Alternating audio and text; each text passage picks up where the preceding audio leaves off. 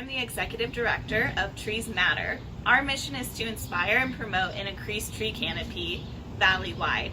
And today I'm going to show you some of my trees here in my backyard that not only provide shade and wildlife and other amazing things, but most importantly to me, they provide food.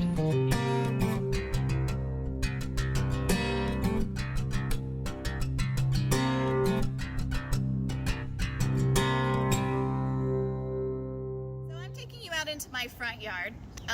As you can see, I only have one tree in my front yard, and it's this oak tree. This is called a southern live oak tree, and this tree, oak trees are actually our national tree. They grow all over the United States and into Mexico, and there are so many different types, and over the years oak trees they produce acorns, as most people know, and acorns were a food staple for a very long time for many communities, and that knowledge has since been lost quite a bit. It's not something that people tend to utilize as much as was used in the past. My tree is only about a year old, but the one thing about oak trees to know is that they will grow extremely large, like 70 feet high.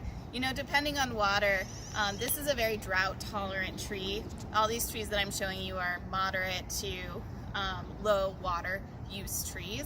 Obviously, the more water you give any tree, especially trees that don't need as much water, the bigger they'll grow and the better they'll typically do.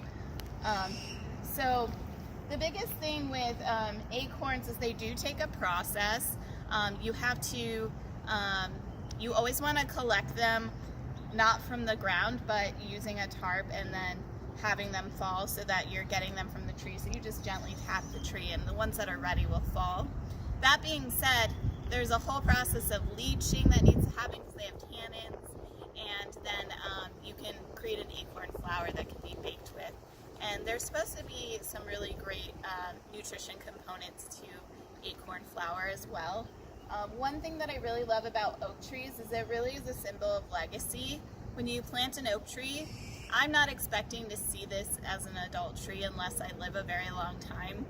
These trees, when you plant them, you're really planting for the future, and I think that's really special. Another interesting thing about nut trees, pecans, acorns, that such a thing, is that there is something called a mast year. So certain years, the trees will just produce a lot of acorns in for example with the oak tree, and then other years they don't produce as much, and so you want to look out for those mast years when you have an oak tree, because the years that there isn't as many acorns, that might be a great year to just leave for wildlife. But yeah, this is a southern live oak. What's really cool is there is another oak tree called emery oak, and that one you can actually eat without processing, and that one's native to here, so that's a really good one to use.